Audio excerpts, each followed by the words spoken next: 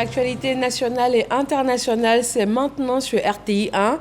Bienvenue, bonsoir à tous.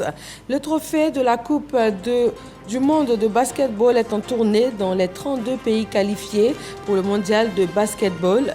Il vient d'arriver en Côte d'Ivoire et a été présenté au vice-président de la République. C'est la toute première fois que le prestigieux trophée arrive dans un pays africain.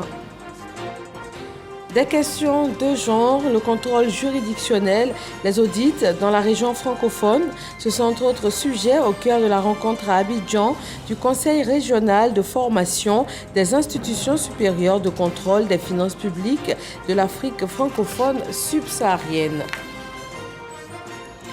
La 11e édition de la CGC Academy va se tenir les 26 et 27 octobre prochains au Sofitel Hôtel Ivoire d'Abidjan. Ce rendez-vous annuel du secteur privé ivoirien a été annoncé officiellement ce mardi à la maison de l'entreprise. Et puis au Sénégal, le procès de l'opposant Ousmane Sonko pour viol présumé a été renvoyé au 23 mai prochain. Il était attendu aujourd'hui. Le candidat à l'élection présidentielle sénégalaise fait face à une ex-employée d'un salon de massage qui l'accuse de viol. Merci d'être sur RTI 1 pour l'information. Nous en sommes ravis. Une délégation de la Fédération internationale de basketball a été reçue par le vice-président ivoirien. La star de la rencontre était incontestablement le trophée de la Coupe du monde de basketball. Il a été présenté au vice-président Thiemoko Meïlie Koné, comme il est de coutume pour chaque pays qualifié pour le mondial de basket. Et c'est une première pour un pays africain. Mahama Traoré. Il se nomme World Cup Naismith Trophy. Le trophée de la Coupe du monde de basketball mesure 60 cm de haut et pèse 6 kg d'or. Il est en escale à Abidjan pour 48 heures, comme le prévoit le programme de sa tournée, au sein des 32 nations qualifiées pour le mondial de basketball, organisé par le Japon, les Philippines et l'Indonésie. Ce mardi, l'objet d'art a été présenté au vice-président de la République, Thiemoko Meïlie Koné. Un honneur pour la Côte d'Ivoire, premier pays africain à accueillir ce prestigieux trophée. Le présenter au vice-président, c'est avoir toute l'onction, tout le soutien de l'État, toute la vibration positive de toute la nation pour ces représentants de la Côte d'Ivoire à cette rencontre, à cet événement de grande envergure qui est la Coupe du monde. Donc, aller à la Coupe du monde en ayant le soutien de l'État, c'est la chose la plus importante. Le soutien de l'État acquis, les éléphants basketteurs comptent désormais sur la mobilisation des Ivoiriens pour une participation réussie au prochain mondial de basketball. On souhaite la mobilisation populaire de l'ensemble des forces vives à soutenir cette équipe.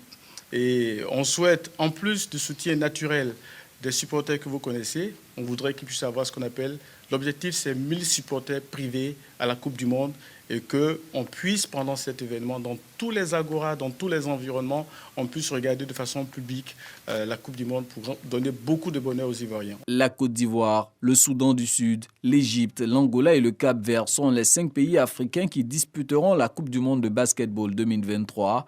La compétition se tiendra du 25 août au 10 septembre prochain. Une autre grande rencontre sportive à laquelle participe la Côte d'Ivoire.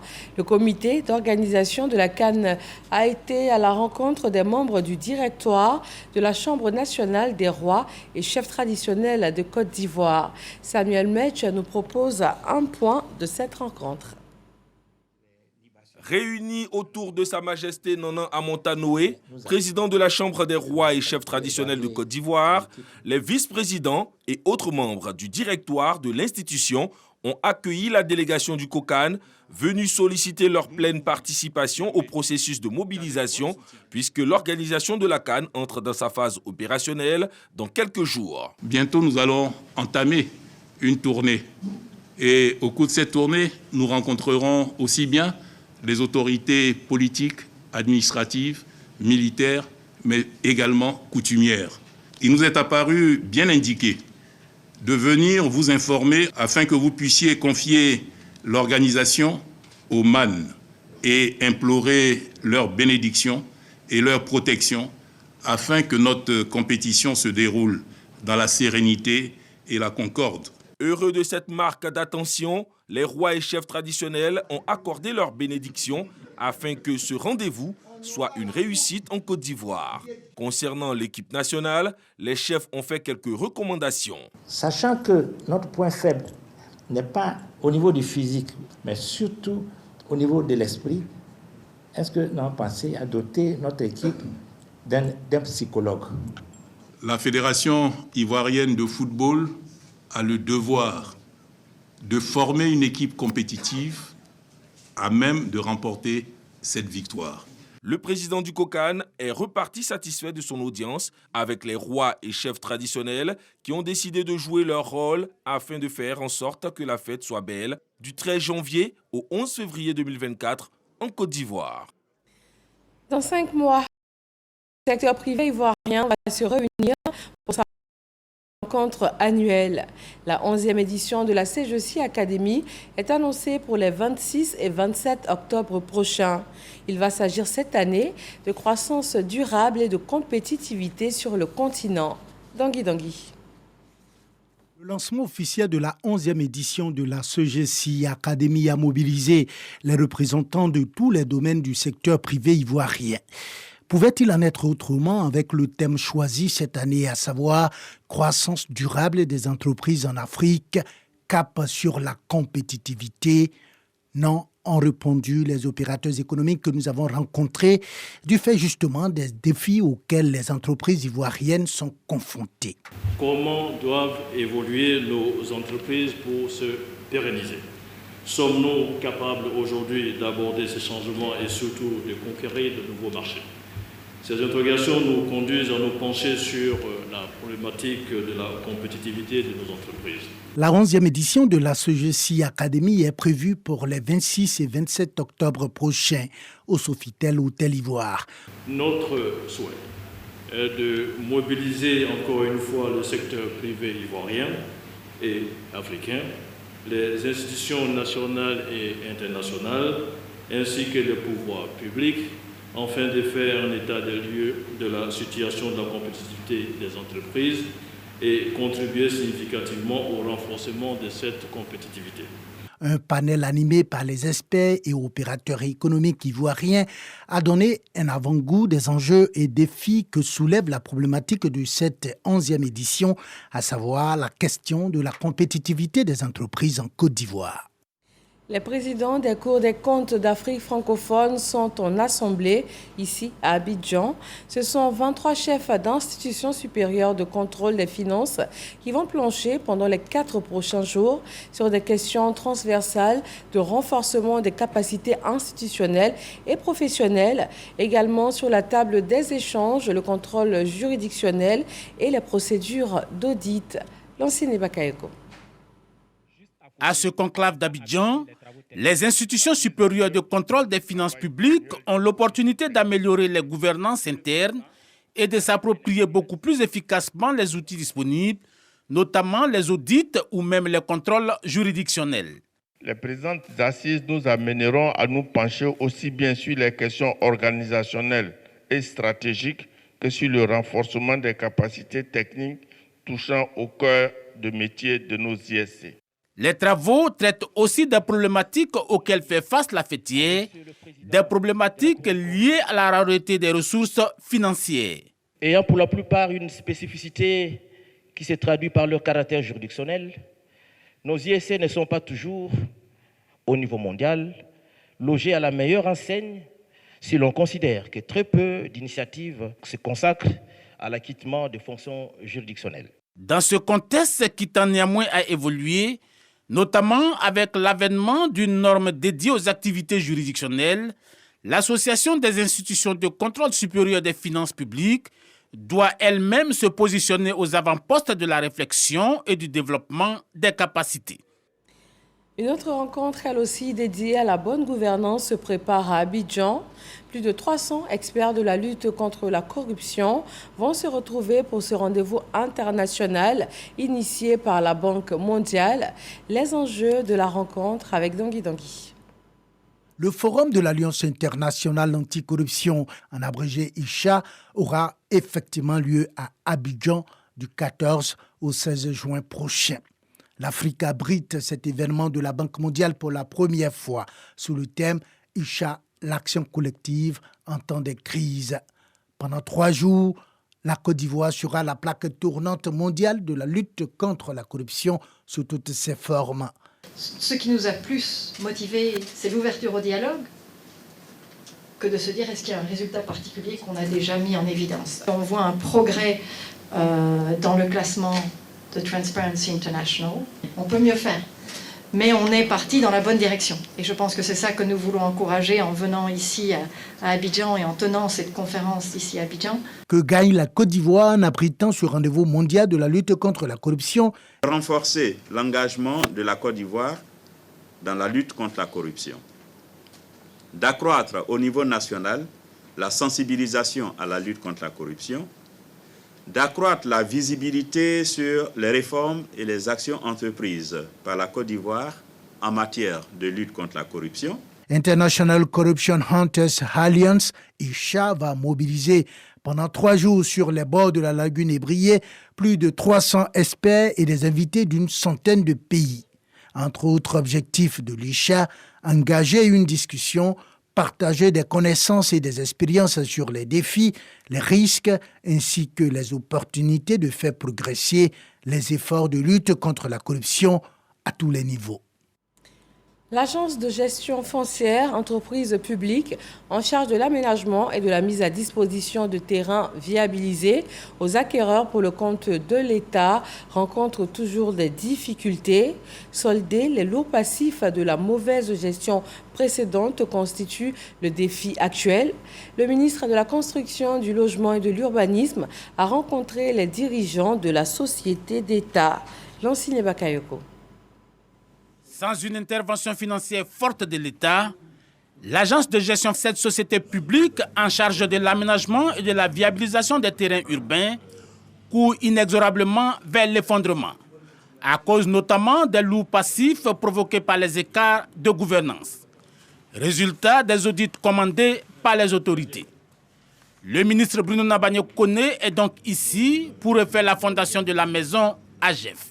Il y a des voies de sortie qui sont clairement identifiées et surtout les perspectives qui nous ont été présentées sont plutôt rassurantes. Nous avons bon espoir que l'AGEF peut revenir à une situation positive, que l'AGEF peut redevenir une structure en mesure d'assurer les missions qui lui sont confiées par l'État de Côte d'Ivoire.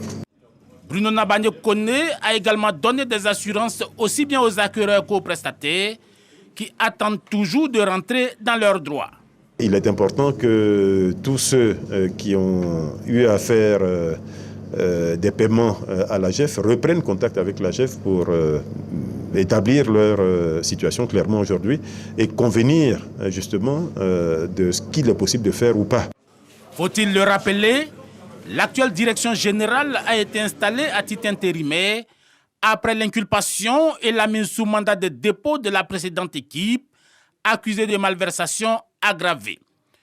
Mais au regard de l'ampleur du préjudice, les efforts de redressement peinent à porter des fruits. En santé, la journée internationale de la méthode kangourou a été célébrée hier 15 mai. La cérémonie officielle a eu lieu à l'hôpital général de Yopougon. Sali Ouattara et Didier Nguesson nous proposent un grand plan sur la méthode kangourou qui sauve des vies de bébés prématurés sans forcément passer par la couveuse. Hôpital général Yopougon-Atié. Ici est pratiquée la méthode kangourou depuis 1 an. La méthode kangourou, c'est une méthode naturelle, simple, qui concerne les prématurés qui n'ont pas de complications, qui n'ont pas de signes de danger. C'est des prématurés qui ont juste besoin d'être alimentés et d'être accompagnés pour grandir. Et donc cette méthode-là consiste à mettre les bébés en contact peau à peau avec surtout la maman. Et justement, c'est le contact qui permet au bébé de pouvoir grandir comme il faut. Quand je porte mon bébé sur ma poitrine, je me sens à l'aise. C'est comme si le bébé se portait toujours dans mon ventre. Cette méthode permet aux nouveau-nés de retrouver un poids normal, une respiration régulière et une bonne circulation sanguine. Cette méthode a des avantages tant pour les parents que pour les bébés. C'est une méthode aussi qui renforce le lien entre l'enfant et les parents. Nous, la Fondation Houphouët-Boigny, on appelle la méthode kangourou la méthode, la couveuse ambulante. C'est-à-dire qu'avec la méthode kangourou, la mère peut se déplacer, peut vaquer à ses occupations. La méthode kangourou dure 15 à 18 heures par jour. L'hôpital général Yopougon-Atié reçoit en moyenne 44 prématurés par mois. Ce 15 mai, dédié à la journée internationale de la méthode kangourou, les agents de santé se rencontrent autour du thème « La prise en charge des prématurés, un avenir, une vie, c'est possible ». Des dons ont été faits aux mères. Une initiative de la Fondation Houphouët-Mamie Fété. Avant, on s'occupait des enfants démunis, des veuves et des orphelins. Mais depuis 2010, on a commencé à s'occuper des bébés prématurés. Le représentant du ministre de la Santé promet d'équiper la maternité. La prématurité est la première cause de décès des enfants de moins de 5 ans. Rappelons que la Fondation Houphouët-Mamie Fété fait de nombreux dons aux services sanitaires, aux femmes, aux enfants vulnérables dans la prise en charge sociale, humanitaire et sanitaire. On va s'intéresser à la lutte contre l'apatridie. 3154 citoyens natifs de la sous-préfecture de Korogo obtiennent leur jugement supplétif afin de jouir d'une existence légale. La remise des documents administratifs aux bénéficiaires avec Amy Sissoko. Stop à l'apatridie. Ce projet a permis à 3154 sans-papiers, dont 70% de mineurs, de recevoir à Korogo leur jugement supplétif. Dans la sous-préfecture de Korogo, l'opération a enregistré un total de 3163 requérants, dont 9 rejets, selon le sous-préfet central, initiateur de ce projet. À l'occasion de mes tournées d'échange avec les populations de ma circonscription, il m'a été donné de constater que plusieurs de nos concitoyens ne pouvaient bénéficier des programmes sociaux initiés du fait qu'ils ne disposaient pas d'acte d'état civil. Sur les 3154 jugements supplétifs, 755 ont été établis en faveur des élèves et 533 personnes de plus de 18 ans ont pu s'inscrire sur la liste électorale. Cette campagne permet donc à ces personnes d'avoir une existence légale. Monsieur le ministre Sarafoa, grâce à vous, certains élèves qui ne pouvaient pas présenter l'entrée en 6e cette année, grâce à vous, pourront présenter l'entrée en 6e. Nous tenons à vous dire merci. L'opération Stop à l'apatridie a bénéficié du soutien financier du ministre des Mines, du Pétrole et de l'Énergie, Mamadou Sangafoua Coulibaly, qui a félicité toutes les parties prenantes. Il est soutenu par son collègue de la communication et de l'économie numérique, Amadou Coulibaly. Le succès de cette opération est la preuve que, unis, nous pouvons faire beaucoup pour nos parents. Cher aîné, je voudrais terminer en saluant cette initiative que tu as prise de pouvoir permettre à nos populations d'avoir les papiers et tu peux compter sur nous pour t'accompagner chaque fois qu'il sera question du bien-être des populations de Korogo. Cette opération n'est que le début de ce que nous voulons faire. Nous allons nous donner pour défi pour que d'ici 2025, qu'on mette un terme définitif à l'apatridie dans notre région. L'opération Stop à l'apatridie se poursuivra selon les autorités en vue de mettre définitivement fin à l'apatridie dans le Poro. L'ambassadeur de Côte d'Ivoire aux États-Unis rencontre la plus forte communauté d'étudiants boursiers ivoiriens. Au cours de cette visite, la Côte d'Ivoire était à l'honneur à la cérémonie de graduation consacrée à la remise de diplômes de ses étudiants. Michel Digré. Seul pays africain invité à la cérémonie de graduation des 2607 étudiants de la promotion 2023, dont 8 étudiants ivoiriens. La Côte d'Ivoire est honorée par l'État de Utah et la Southern Utah University. L'ambassadeur ivoirien Ibrahima Touré est aux côtés de l'honorable Spencer Koss, gouverneur de l'État de l'Utah, pour cette remise de diplôme qui est le couronnement de plusieurs années de dur labeur. Je fais mon major en Engineering Technology qui m'a pris 4 ans et je suis content d'avoir effectué tous ces efforts qui ont abouti, qui ont donné ces résultats-là. On a fait une si longue distance pour venir soutenir nos étudiants ici dans cette université et c'est l'occasion pour nous franchement d'apprécier le sacrifice que les étudiants ont réalisé pour faire honneur à notre pays. Nous sommes là pour leur dire félicitations et puis remercier aussi l'État ivoirien qui a soutenu nos enfants en leur attribuant des bourses pour que nos enfants puissent travailler dans de bonnes conditions. Nous disons merci à l'État ivoirien et au président de la République. Ibrahima Touré s'est dit satisfait des performances des étudiants ivoiriens, assidus et studieux parmi les 27 nationalités que compte l'université. C'est l'image d'une Côte d'Ivoire studieuse qui gagne, résolument engagée sur la voie du progrès, mais c'est surtout dû au comportement, au travail exemplaire de nos étudiants aujourd'hui. L'ambassadeur a rassuré les étudiants sur les nouvelles dispositions prises par le gouvernement ivoirien concernant la procédure de paiement trimestriel des bourses d'études envisagées pour l'année 2023-2024. Le Royaume d'Arabie Saoudite a offert 50 tonnes de dattes à l'État de Côte d'Ivoire. Objectif, soutenir le gouvernement ivoirien dans ses actions de solidarité et également renforcer la coopération entre les deux pays. Jean-Marc Djadji. 50 tonnes de dattes de haute qualité du Royaume d'Arabie Saoudite remis à l'État de Côte d'Ivoire. Une initiative du roi Salman Ben Abdelaziz Al Saoud et du prince héritier Mohamed Ben Salman. Ambition, soulager les populations démunies de Côte d'Ivoire. C'est l'ambassadeur Philbert Kouassi qui réceptionne le don au nom de la ministre des Affaires étrangères, de l'intégration africaine et de la diaspora, Kandia Camara. Mais ce n'est pas un geste isolé, parce que cela vient s'ajouter à de nombreux projets dans le domaine de la construction d'infrastructures socio-économiques.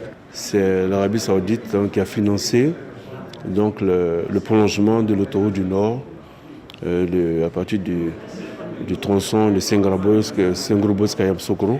L'ambassadeur d'Arabie Saoudite en Côte d'Ivoire, Saad bin Bakiat Al-Khatami, s'est engagé au nom de son gouvernement à renforcer les relations bilatérales établies depuis près de 30 ans.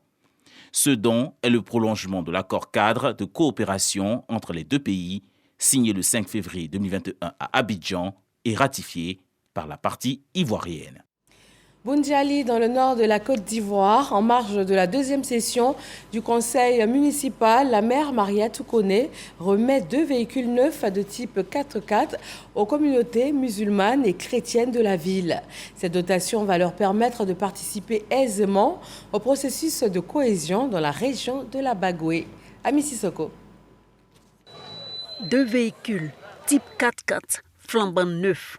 C'est le don de la députée maire de Boundiali, la ministre Maria Toukone, aux communautés religieuses de sa commune. L'un réceptionné par l'imam de la grande mosquée et l'autre par le vicaire de la paroisse Saint-Paul. Le mot me manque.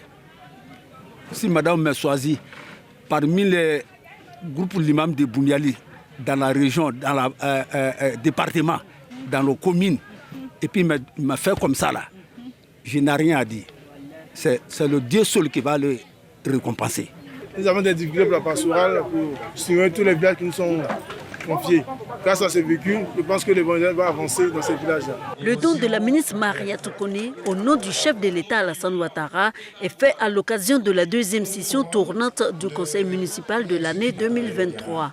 Un conseil tenu au sein de l'école maternelle du quartier Nabanga, au cours duquel la députée maire a présenté les nouveaux véhicules de salubrité dont s'est dotée la mairie, avant d'annoncer les réalisations en cours de plusieurs autres infrastructures. Boundiali a obtenu un centre de vidéosurveillance. Le ministère de la Défense a demandé la terre, l'espace leur a été donné, les travaux ont commencé. Deuxièmement, au début du mandat, c'était nos parents, nos frères et sœurs retraités qui avaient souhaité que la CDAE s'installe à Boundiali au lieu qu'eux fassent le déplacement jusqu'à Korogo. Ça a été accordé, le site est disponible et les travaux vont bientôt démarrer. Le don de la députée maire de Boundiali aux communautés religieuses au nom du chef de l'État intervient 2 mois environ après celui fait aux chefs de canton et de village. En politique, le RHDP prépare les prochaines échéances électorales. Plus de 5000 militants se sont retrouvés au boulevard du Carnaval de Boaké à l'initiative du collectif des mouvements et associations pour le développement et l'émergence. Soro Corona. Plus de 5000 militants du RHDP, Rassemblement des ouvritistes pour la démocratie et la paix, réunis au boulevard du Carnaval de Boaké. Ces militants répondent à l'appel du COMAD, collectif des mouvements et associations pour le développement et l'émergence.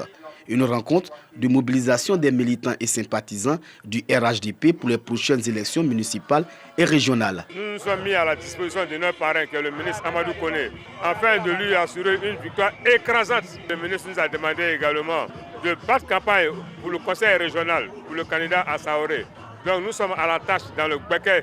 Nous avons lancé un mot d'ordre à nos coordinateurs qui sont dans les différentes villes de Côte d'Ivoire, de se mettre à la disposition des candidats RHDP de leur localité. Le coordonnateur régional du RHDP Béquet, Amadou Koné, salue l'engagement de la jeunesse à accompagner les efforts du gouvernement pour l'épanouissement de la population. Un engagement qui a permis à Boaké de bénéficier de plus de 2000 milliards de francs CFA pour son développement. Pour une victoire sans appel au municipal et au régional du 2 septembre 2023, Amadou Koné exhorte les mouvements associatifs à s'inscrire sur les listes militants. Il faut rentrer dans le quartier pour demander aux militants du RHDP de s'inscrire sur la base de données e-militants. Très bientôt, on va commencer à mettre à disposition les cartes de militants. Le recensement a commencé. Si vous voulez vos cartes de militants, inscrivez-vous pour avoir les cartes de militants. Créé en 2010, le collectif des mouvements et associations pour le développement et l'émergence compte à ce jour plus de 50 000 membres à travers le pays. Dans la commune de Trècheville, le RHDP a procédé à la présentation officielle de son candidat pour les élections municipales. François Albert Amichia a confié donc sa candidature au guide religieux de la commune. Reportage. Il est le candidat du Rassemblement des ouvritistes pour la démocratie et la paix aux prochaines élections municipales dans la commune de Trècheville. Albert François Amichia est présenté officiellement au guide et chef religieux de la commune. Le secrétaire départemental se félicite du choix fait par la direction du parti. Amichia, c'est l'homme d'expérience et d'engagement qui a pris le temps d'apprendre auprès de ses aînés et qui continue de donner à tous ici à Trècheville ce qu'il a reçu comme valeur de considération, de respect, d'humilité et de partage. C'est pourquoi son Excellence, Monsieur le Président de la République, Alassane Ouattara, président du RHDP, a porté son choix sur François Albert Amichia. Candidat à sa propre succession, Albert François Amichia veut mériter la confiance placée en lui par le premier responsable du parti, le président Alassane Ouattara. Il a plu au président de la République, président du RHDP, et au directoire du RHDP de me demander de défendre les couleurs du RHDP aux prochaines élections municipales du 2 septembre à Trècheville. Ce choix a été adoubé, accepté par les militantes et les militants de Trècheville. Les prochaines élections municipales en Côte d'Ivoire sont prévues le samedi 2 septembre 2023. Le candidat Albert François Amichia sonne donc la mobilisation des militants de la commune de Trècheville pour la victoire. Dans l'actualité sur le continent, précisément au Sénégal, le procès de l'opposant Ousmane Sonko pour viol présumé a été renvoyé au 23 mai. Il était attendu aujourd'hui. L'homme fait face à une ex-employée d'un salon de massage qu'il accuse de viol. Ousmane Sonko avait déjà été condamné le 8 mai dernier à 6 mois de prison avec sursis pour diffamation.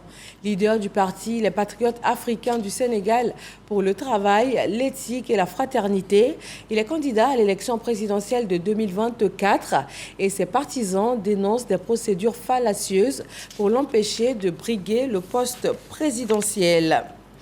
Guerre en Ukraine, Pékin a envoyé un émissaire à Kiev. Il est chargé de discuter du règlement du conflit armé En plus de l'Ukraine, mardi et mercredi, la Pologne, vendredi, le diplomate doit se rendre en France, en Allemagne et en Russie. Pékin se présente comme partie neutre dans le conflit et entend jouer un rôle de médiateur. Et c'est la fin de ce 20h. Retrouvez dans quelques minutes sur RTI 1 le débat, un numéro consacré ce soir aux mesures prises par le gouvernement afin de réglementer le secteur des VTC et mettre fin à la concurrence dénoncée par les taxis-compteurs. Très bonne fin de soirée à tous. À 23h, retrouvez Marine Cognan. Moi, je vous dis à demain.